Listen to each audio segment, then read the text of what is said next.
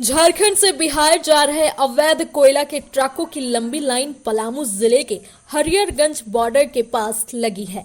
Disco paper के माध्यम से हो रही कोयला की तस्करी के खिलाफ चलाए जा रहे अभियान का असर पलामू में देखा जा रहा है।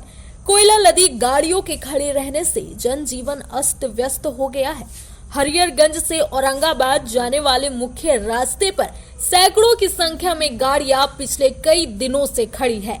इन गाड़ियों की लंबी कतार से न केवल आवागमन ठप हो गया है, बल्कि लोगों के लिए भी गंभीर खतरा पैदा हो गया है।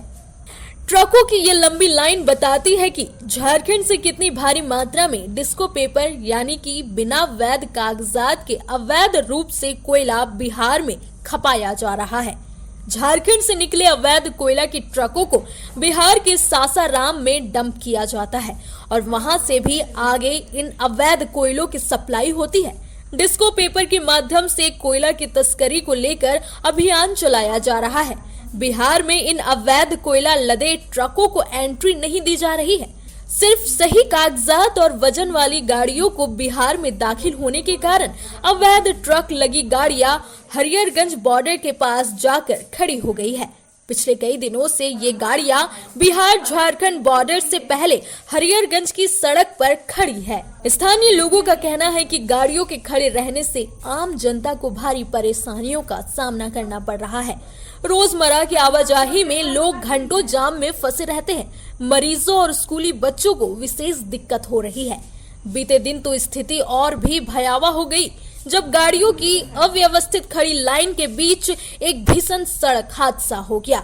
इस हादसे ने लोगों की जान माल की सुरक्षा पर बड़ा सवाल खड़ा कर दिया है।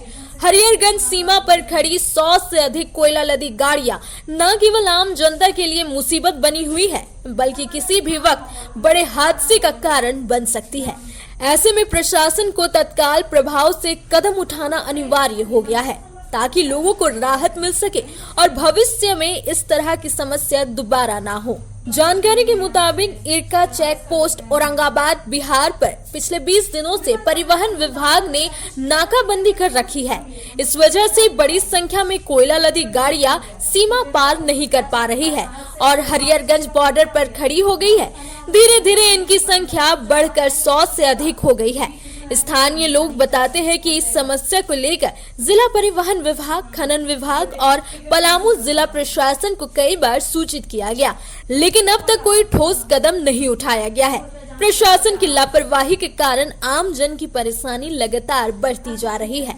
अवैध कोयला लदे वाहनों के कारण सड़क जाम से छोटे वाहन चालक और 2 पहिया सवारों को सबसे ज्यादा मुश्किल झेलनी पड़ रही है। जाम में फंसे रहने से जहां समय की बर्बादी हो रही है, वहीं धूप और उमस में लोग घंटों परेशान होते हैं।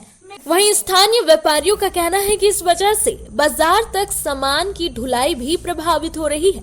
सामाजिक संगठनों और स्थानीय लोगों ने प्रशासन से अविलंब कार्रवाई की मांग की है। उनका कहना है कि यदि जल्द ही इन गाड़ियों को नहीं हटाया गया तो हालात और बिगड़ सकते हैं। लोग आंदोलन करने को भी मजबूर हो सकते हैं।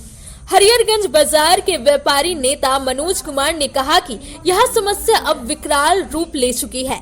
जिस सड़क से होकर प्रतिदिन सैकड़ों लोग बिहार झारखंड सीमा पार करते हैं, उसी पर वाहनों की लंबी कतार से लोग बेहाल हो चुके हैं। प्रशासन को तत्काल प्रभाव से गाड़ियां हटवाकर जाम की समस्या से मुक्ति दिलानी चाहिए। ग्रामवासी रामविलास महतो का कहना है कि बच्चों को समय पर स्कूल पहुंचाना मुश्किल हो गया है। एम्बुलेंस तक को जाम से निकलने में घंटों लग रहे हैं।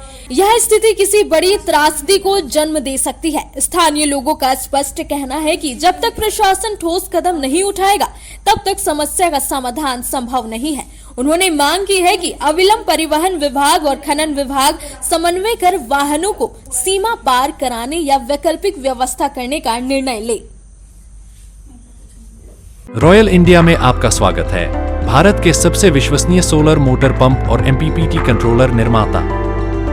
रॉयल इंडिया का high performance movable trolley solar water pumping system प्रस्तुत है। बेहतर दक्षता के लिए डिजाइन किया गया और आसानी से ले जाने योग्य।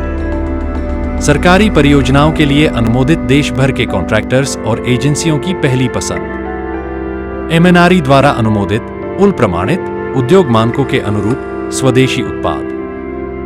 सार्थक ऊर्जा समाधान के लिए हमारे साथ साझेदारी करें। आज ही संपर्क करें।